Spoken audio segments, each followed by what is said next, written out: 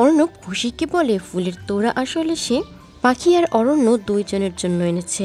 অর্ণব পাখিকে দিতে চায়, আর এদিকে খুশি একা দাঁড়িয়ে অর্ণবের কথা ভাবতে থাকে। খুশি কল্পনা করে অর্ণব তার কাছে এসেছে এবং তাকে এভাবে দেখে বেশ ভালোই বলছে। এরপর খুশি আবারও পুরনো কথা ভেবে মন খারাপ করলে অর্ণব তাকে সান্ত্বনা দিচ্ছে। খুশি দাঁড়িয়ে এগুলোই ভাবতে থাকে। এদিকে পাখি অরণ্যকে কোথাও দেখতে না পেয়ে বাহিরে খুঁজতে আসে। অরণ্যকে দেখতে পেয়ে পাখি বলতে থাকে, অরণ্যবাবু, আপনি এখানে? তাড়াতাড়ি ভিতরে চলুন। কি হলো, আপনি কোনো কথা বলছেন না কেন? দেখুন, আমি কিন্তু শুধু এখন একটা কথাই বলবো আপনাকে। পার্টিটা তো আমাদের জন্য হচ্ছে, তাই আপনি যদি না গিয়ে এখানে এভাবে দাঁড়িয়ে থাকেন তাহলে সেটা কিন্তু বাড়ির কারোরই ভালো লাগবে না। তাই বাড়ির সবার জন্য বলছি, আমার জন্য কিন্তু নয়। আর আপনি তো বলেছেন আপনি এতদিন ধরে ভালোই ছিলেন, আমার বক বক শুনতে হয়নি, ওখানে শান্তিপূর্ণভাবে ছিলেন। আপনি যদি এখন কথা না বলে চুপ করে থাকেন আমি কিন্তু সবকিছু ভাঙচুর করব। অর্ণ তখন বলে, তাহলে তুমি সত্যিটা জানতে চাও, তাই তো? হ্যাঁ, ওখানে আমার কিছু করার ছিল না। আমি প্রতিটা মুহূর্তে শুধু তোমার কথাই ভেবেছি।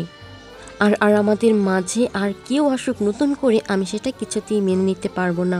অপরদিকে দেখা যায় পার্টিতে আসা সমাজের কিছু লোকজন একে অপরের সাথে আলাপ করতে থাকে অরণ্য পাখিকে নিয়ে। তারা বলতে থাকে, দেখে মনে হচ্ছে যেন বাড়ির বউ বাপের বাড়ি থেকে ফিরে এসেছে। অন্য একজন বলে, আরে এই পাখি তো কিডন্যাপ হয়েছিল, আর ওই মেয়েটা হুবহু দেখতে পাখির মতো। এই নিয়ে যত তালগোল, কি জানি কি রাতের পর রাত বাহিরে কাটিয়েছে। এরা সব বড়লোক মানুষ, এরা আবার এদের ফিরে আসা নিয়ে পার্টি করছে। আসলে এদের তো কোনো টাকার মূল্যই নেই। কি না কি হয়েছে তার কোনো ঠিক নেই, আর এরা এই নিয়ে মাতামাতি করছে। আমরা ভাই গরিব মানুষ, আমাদের কাছে মান সম্মানটা সবার আগে। দিদুনার পরমজিতের কানে কথাগুলো যায়। পরমজিৎ ভাবতে থাকে, সে তো বুঝতে পারেনি, তাহলে সে পার্টির আয়োজন করতে চাইতো না। এরপরে সিনে দেখা যায় দিদুন এসব ভেবে রাতে ঘুমোতেই পারছে না, আর এদিকে পাখি বাহিরে বসে আছে। অরণ্য তাকে গিয়ে জিজ্ঞেস, সেরকম বাহিরে কেন আছে? পাখি তখন বলে, জানেন অরণ্যবাবু, আমার কি একটা ইচ্ছে ছিল, আমি রাতের বেলা বাহিরে বসে তারা গুনব।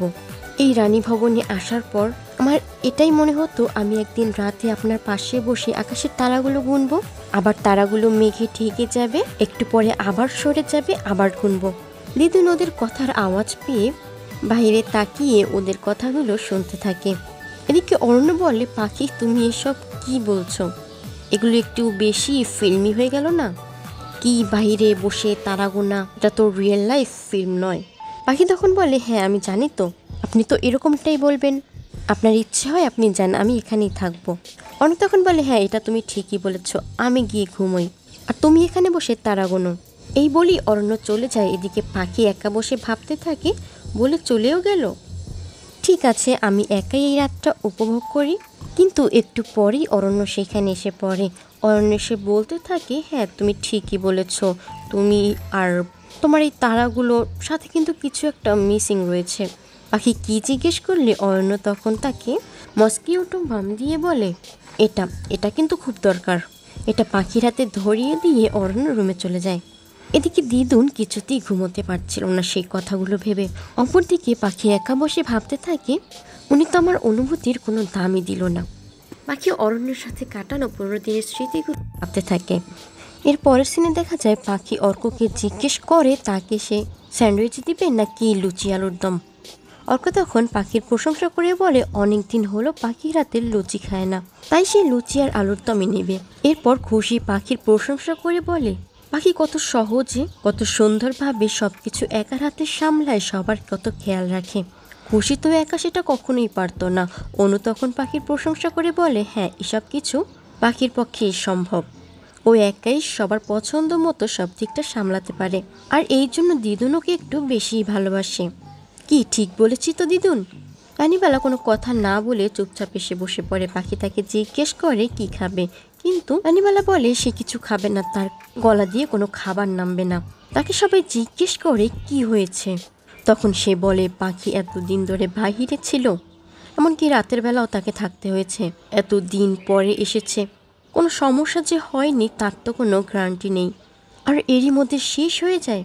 796 নম্বর এপিসোডের পরবর্তী এপিসোড 797 নম্বর এপিসোডে দেখা যায় পরমজিৎ তখন বলে ওঠে, হ্যাঁ বাড়িতে যে গেস্টরা এসেছিল তাদের মধ্যে কয়েকজন তো এইসব কথাই বলছিল, আর তারপরেই না পরমজিতের এসব কথা মাথায় এসেছে, আর এই কথাগুলো শাহিওয়ালার কানেও গিয়েছে। অর্ক অনু এই কথাগুলোর তীব্র প্রতিবাদ জানাতে থাকে, কিন্তু দিদুন বলে না না, এই কথাগুলো কিছুতেই আমি এড়াইয়ে যাইতে পারতাছি না, রাইতে আমার একদমই ঘুম হয় নাই এইসব কথা ভাইবা। পরমজিৎ বলে পাখিকে এবার পরীক্ষা দিতে হবে। অরণ্য পরমজিৎ আর দিদুনের কথা শুনে অবাক হয়ে জিজ্ঞেস করে, তোমরা বাহিরের লোকের কথা ভেবে এগুলো কি করে বলতে পারছো? তোমরা কি বুঝতে পারছো না তোমরা ঠিক কি বলছো? আর তোমরা এতদিন ধরে পাখিকে চেনো, তাও তোমরা এই কথাগুলো কি করে বলতে পারছো? আর আমি কোনো সমাজ মানি না, কি কি বললো না বললো এগুলোতে আমার কিছু যায় আসে না। পরমজিৎ বলেন, না ছোটু, সবসময় তুমি যেটা বলবে সেটাই যে হবে তা ঠিক নয়। সমাজ বলতেও কিছু আছে, সেটা কিছুতেই এড়িয়ে যাওয়া যায় না। অনু বলেন, না মামি, এটা কিন্তু একদমই ঠিক হচ্ছে না। তোমরা কান ডাকার কথায় পাখিকে এভাবে অপমান করতে পারো না। অর্কও একইভাবে প্রতিবাদ জানাতে থাকে। অর্ক বলে, দিদুন এইসব তোমার মাথায় কে ঢুকিয়েছে বলো? মা তোমাকে এসব বুঝায়নি তো? অরণ্য জানায় সে এই বিষয় নিয়ে আর একটি কথাও বলতে চায় না, কিন্তু দিদুন বলে, না, পাখিকে তো প্রমাণ দিতেই হবে যে সব কিছু ঠিকঠাকই আছে, কোনো সমস্যা হয়নি। পরমজিৎ বলে, পাখিকে পরীক্ষা দেওয়ার জন্য যা করতে হবে তা হলো পুরো 10 দিন বাড়ির বাহিরে কাটাতে হবে, সাথে কিছুই নিতে পারবে না। আর পরমজিৎ এও জানায় যে এই ডিসিশন রানীবালা আর পরমজিতের একসাথে নেওয়া, আর এটা পাখিকে পালন করতেই হবে। কিন্তু তখনই অরণ্য উঠে পড়ে আর বলতে থাকে পাখি কোনো পরীক্ষা দিবে না। কিন্তু পরমজিৎ বলে, পাখিকে পরীক্ষা দিতেই হবে, পুরো 10 দিন বাড়ির বাহিরে থাকতে হবে, কোনো কিছু ছাড়াই যেতে হবে এবং ভালোভাবে কাটিয়ে নতুন করে তারপরেই বাড়িতে ঢুকতে পারবে। সীতাকেও দিতে হয়েছিল অগ্নি পরীক্ষা, আর এখন দিতে হবে পাখিকে। কিন্তু অরণ্য বলে, পাখি কোনো পরীক্ষা তো দিবেই না, আর ও তোমাদের কোনো কথাও শুনবে না। ও কি করবে করবে না সেই ডিসিশন শুধুমাত্র আমিই নিব, এই নিয়ে আর কোনো কথা হবে না। পাখি চলো এখান থেকে। কিন্তু পাখি বলেন, না, আমি পরীক্ষা দিব। দেখুন অর্ণবাবু, আমি সব সময় আপনার কথা শুনেছি, কিন্তু আমাকে দিদুনের কথাও শুনতে হবে। আমাকে নিয়ে যেহেতু সংশয় তৈরি হয়েছে সেটা আমাকেই দূর করতে হবে। দিদুন, তুমি যা বলবে আমি তাই করব। অরণ্য পাখিকে বারবার নিষেধ করে, বারবার বলতে থাকে আমার কাছে কোনো প্রমাণের প্রয়োজন নেই। অনু বলে, দিদুন তুমি এটা কি করে করতে পারছো? অর্ক বলে, আমি তোমাকে আবারও জিজ্ঞেস করছি দিদুন, এসব কিছু কি তুমি তোমার নিজের ইচ্ছায় করছো নাকি মা তোমায় কিছু বুঝিয়েছে? পাখি বলে, দিদুন আমি সব রকম শর্ত মেনে পরীক্ষা দিব, আর সেটা শুধুমাত্র তোমার জন্য। এরপর দিদুনকে বোঝানোর জন্য অনু, পিউ, গৌরী দিদুনের কাছে যায়, কিন্তু দিদুন জানায় সে তার ডিসিশন কিছুতেই চেঞ্জ করবে না, যা বলেছে তাই হবে। এরপর পাখি এক কাপড়ে তৈরি হয়ে আসে বেরোনোর জন্য। বাকি সবাই পাখিকে নিষেধ করে এই কাজগুলো করার জন্য, কিন্তু পাখি দিদুনকে বলে, আমি তোমার সব শর্ত মেনেই বের হচ্ছি দিদুন, দেখো আমি সাথে করে কিচ্ছু নেইনি, শুধু এটা ছাড়া। পাখি সিঁদুরের কৌটাটা দিদুনকে দেখায়। এরপর দিদুনকে বলে, তুমি নিজের খেয়াল রেখো। বাকি সবাইকে বলে, তোমরা ভালো থেকো। এরই মধ্যে অরণ্য সেখানে এসে পড়ে আর পাখিকে বলে, দাঁড়াও, আমিও যাব তোমার সাথে। কিন্তু পাখি বলে, এসব আপনি কি বলছেন অরণ্যবাবু? অরণ্য তখন বলে, তোমার সাথে সাথে আমিও তো এতদিন ধরে বাহিরে ছিলাম।